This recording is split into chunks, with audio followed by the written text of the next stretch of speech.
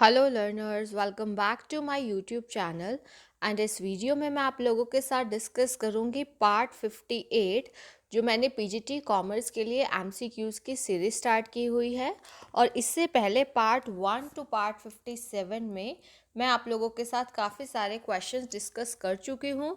तो अगर आप लोगों ने कोई भी पार्ट मिस किया है तो आपको ज़रूर देखना चाहिए, बिकॉज ये क्वेश्चंस आप लोगों के लिए काफ़ी ज़्यादा यूज़फुल है। ओके, सो हम स्टार्ट करते हैं पार्ट 58 को। फर्स्ट क्वेश्चन है आपका, which of the following are the types of degree of correlation. देखो, मैंने आपको कॉरिलेशन के बारे में बताया है डिटेल में। पीजीटी कॉमर्स के इंपॉर्टेंट टॉपिक्स भी चल रहे हैं, उसकी जो सारे इंपॉर्टेंट टॉपिक्स हैं वो अभी चल ही रहे हैं। तो जो जो आपकी वीडियोस मैंने डाली हैं उसमें उसकी प्लेलिस्ट का लिंक भी आप लोगों को डिस्क्रिप्शन बॉक्स में प्रोवाइड किया है। आपको डिटेल में भी साथ के साथ हर एक टॉपिक को करना है, ओके, आपकी बेस्ट प्रिपरेशन के लिए। तो जो आपको क्वेश्चन में पूछा गया है कि कोरिलेशन की जो डिग्रीज होती हैं वो क्या क्या टाइप्स हैं उसके, ठीक है। तो जो डिग्रीज होती है ना, ध्यान रखना, मैग्नीट्यूड बताती हैं कोरिलेशन का, कि जैसे मान लो 0.35 आ रहा है तो लो डिग्री है, मॉडरेट है, हाई है, इस टाइप से, ठीक है। तो देखो, परफेक्ट कोरिलेशन बिल्कुल होता है टाइप, क्योंकि एक परफेक्ट पॉजिटिव कोरिलेशन होता है और एक परफेक्ट नेगेटिव, ठीक है। High degree of correlation, moderate degree of correlation, so all of these हमारा क्या आंसर आएगा, ऑल ऑफ दीज। इसके अलावा आप लोगों को पता होना चाहिए, देखो इसमें परफेक्ट हो गया, हाई डिग्री हो गया, मॉडरेट डिग्री हो गया, इसके अलावा लो डिग्री होता है और एक एब्सेंस ऑफ कोरिलेशन या फिर जीरो कोरिलेशन, ठीक है। जो चीज़ें आपको आपके नोट्स में ऐड नहीं है उसको साथ के साथ आप लोगों ने ज़रूर ऐड करना है अपने नोट्स में। तो हमारा आंसर क्या आएगा, ऑल ऑफ दीज, ठीक है। नेक्स्ट इसी से रिलेटेड ही है question, in which degree of correlation the correlation coefficient ranges between 0 and plus minus 0.25। यानी कि ये आपको जीरो के आगे तो प्लस माइनस का कुछ है ही नहीं, वो जीरो ही रहने वाला है। तो देखो, अगर आपको ये रेंज पता होनी चाहिए कि कौन सी डिग्री ऑफ कोरिलेशन में क्या रेंज रहती है। देखो, एब्सेंस ऑफ कोरिलेशन है तो जीरो है, ठीक है, जीरो से बढ़कर बट 0.25 तक। तो यहाँ पे हमारा होता है लो डिग्री ऑफ कोरिलेशन। ध्यान रखना, क्या होता है हमारा, लो डिग्री ऑफ कोरिलेशन इसमें होता है हमारा। और मॉडरेट में आपका क्या आ जाएगा, 0.25 से लेके आपका क्या आ जाएगा, 0.75, ठीक है।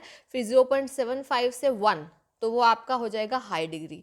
और परफेक्ट में क्या होता है, 1, या पॉजिटिव होगा तो +1, नेगेटिव होगा तो -1, ठीक है। ये मैंने आपको डिग्री ऑफ कोरिलेशन आप देखना पीजीटी कॉमर्स के इंपॉर्टेंट टॉपिक्स में मैंने डिटेल में डिस्कस किया है, and it is very important for all of you to know about this, ठीक है। तो इसका आंसर हमारा क्या होएगा, low degree of correlation. Next है हमारा क्वेश्चन, दो स्टेटमेंट्स दी गई हैं, आपको इन दो स्टेटमेंट्स को एनालाइज करना है, इन दोनों स्टेटमेंट को, और बताना है कि कौन सी ट्रू है, कौन सी फॉल्स है, या दोनों ही ट्रू है या दोनों ही फॉल्स है।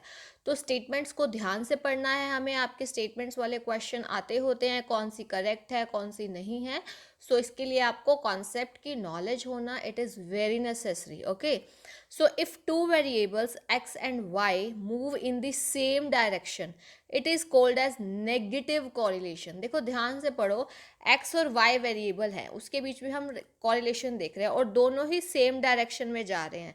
सेम डायरेक्शन का मतलब एक बढ़ रहा है तो दूसरा भी बढ़ रहा है, और अगर एक डिक्रीज हो रहा है तो दूसरा भी डिक्रीज हो रहा है, ठीक है। ये चीज़ तो ये तो हमारा क्या होता है, पॉजिटिव कोरिलेशन। क्या होता है, पॉजिटिव। यहाँ पे क्या लिखा है, नेगेटिव। तो जो स्टेटमेंट 1 है ना हमारी, ये क्या हो जाएगी, रोंग हो जाएगी। क्या हो जाएगी, रोंग। क्योंकि आप ये देखिए कि अगर एक बढ़ रहा है यानी कि अपोजिट डायरेक्शन में, अगर यहाँ इसकी जगह सेम की जगह अपोजिट वर्ड होता ना तो ये ट्रू होता। तो अगर देखो एक बढ़ रहा है तो दूसरा कम हो रहा है, और इसमें हम कह सकते हैं कि नेगेटिव कोरिलेशन होता है, ठीक है। जैसे आपने देखा होगा, प्राइस बढ़ रहा है कॉमोडिटी का तो डिमांड उसकी कम हो रही है, नेगेटिव कोरिलेशन है ना दोनों में, ठीक है। नेक्स्ट देखिए, if the ratio of change of two variables x and y remains constant throughout, then they are said to be linearly correlated. देखो, कोरिलेशन का एक टाइप होता है लीनियर और कर्वीलीनियर या फिर नॉन लीनियर कोरिलेशन। लीनियर में यही होता है कि देखो हर बार जब चेंज आएगा x और y में, वो सेम कांस्टेंट रेशियो में आएगा। जैसे फॉर एग्जांपल, अगर हर बार जब 10% हमारा प्राइस में चेंज आता है तो उसकी वजह से 20% हमारी डिमांड में चेंज आता है, ठीक है।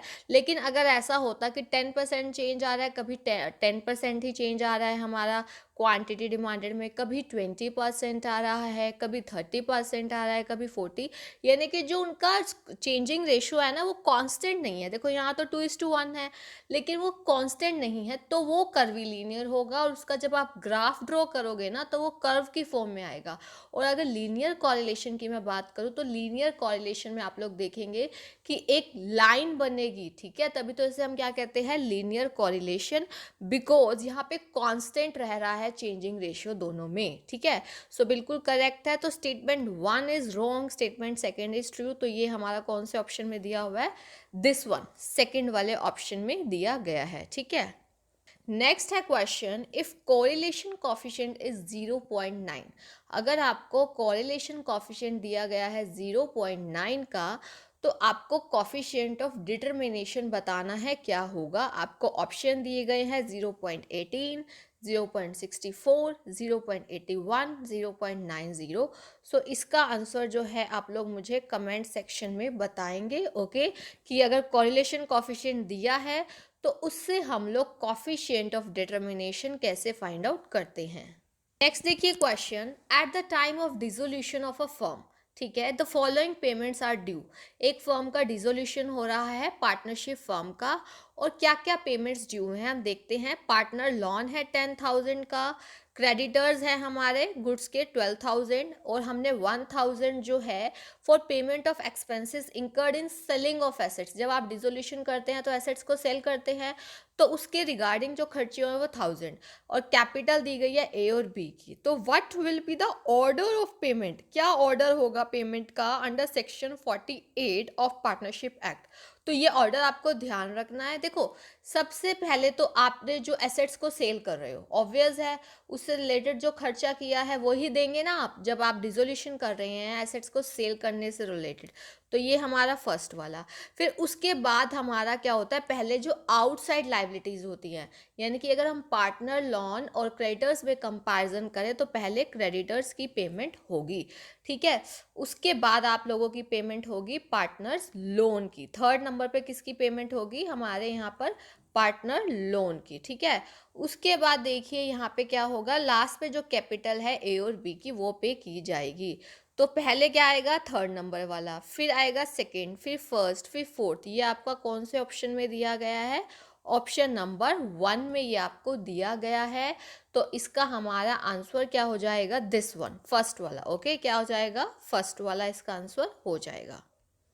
नेक्स्ट है, which one of the following is a void contract. आपको बताना है इसमें से कौन सा जो है वॉइड कॉन्ट्रैक्ट है।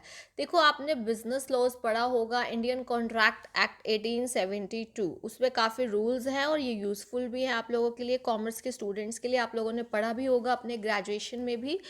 देखो, वॉइड कॉन्ट्रैक्ट इसमें से कौन सा होगा, तो हम ऑप्शन देखते हैं। फर्स्ट है हमारा यूनिलेटरल कॉन्ट्रैक्ट। देखो, मैं आपको साथ के साथ डिटेल में इसलिए करवा रही हूँ ताकि आपकी टर्मिनोलॉजी भी क्लियर हो, ठीक है। देखो, यूनिलेटरल, यूनि मतलब वन, यूनिलेटरल कॉन्ट्रैक्ट में ये होता है कि एक पार्टी को अपनी ऑब्लिगेशंस को पूरा करना होता है। क्या होता है यूनिलेटरल में, एक पार्टी को अपनी ऑब्लिगेशंस को पूरा करना होता है।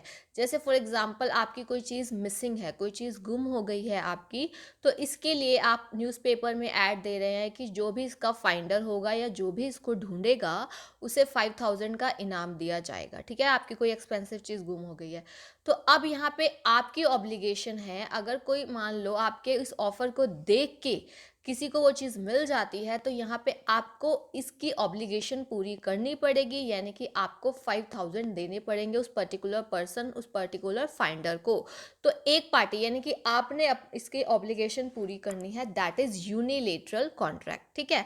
तो यूनिलेटरल तो हम वर्ड नहीं कह सकते हैं, ठीक है। उसके बाद देखो second, a contract which ceases to be enforceable by law. बिल्कुल यही होता है हमारा वॉइड कॉन्ट्रैक्ट, जब वो कॉन्ट्रैक्ट सीजेस यानी कि रुक जाता है, एनफोर्स नहीं किया जा सकता बाय लॉ, लीगली उसकी हम हेल्प, लॉ की हेल्प नहीं ले सकते हैं, that will be void contract. तो हमारा आंसर सेकंड वाला होगा, ठीक है। अब जैसे फॉर एग्जांपल अगर ए बी के साथ कॉन्ट्रैक्ट कर रहा है कि सी का मर्डर करने के लिए वो उसको 10 लाख रुपीस देगा, तो ये इलीगल है, ये लॉ से इसको हम क्या इन्फोर्सिबल नहीं करवा सकते हैं। दिस इज वॉइड कॉन्ट्रैक्ट, ठीक है। उसके बाद अगर मैं बात करूँ इम्प्लाइड कॉन्ट्रैक्ट की, देखो एक होता है एक्सप्रेस, एक होता है इम्प्लाइड। एक्सप्रेस में आप ओरली या रिटर्न, ठीक है, एक्सप्रेस में आप क्या कर सकते हो, या ओरली या फिर रिटर्न आप क्या करते हो, बताते हो कॉन्ट्रैक्ट को, प्रपोज करते हैं, ऑफर देते हैं, एक्सेप्टेंस होता है, ठीक है। बट जो इम्प्लाइड होता है ना, उसमें क्या होता है कि बिहेवियर से, एक्शन से, जैसे आपने देखा होगा कि बस स्टॉप पे आप जाते हैं, ठीक है, और बस वहाँ पे रुक जाती है, बस वाला आपको इनवाइट, ड्राइवर आपको इनवाइट नहीं करता है पैसेंजर्स को, ये इम्प्लाइड है कि पैसेंजर्स जो हैं वो बस में बैठेंगे और वो लोग रिक्वायर्ड जो है फेयर, मतलब जो भी किराया है वो देंगे, ठीक है। तो ये होता है, ये इम्प्लाइड कॉन्ट्रैक्ट होता है। तो ये आपको मैंने डिटेल में इसमें बताया है। तो वॉइड कॉन्ट्रैक्ट कौन सा हो जाएगा, which ceases to be enforceable by law.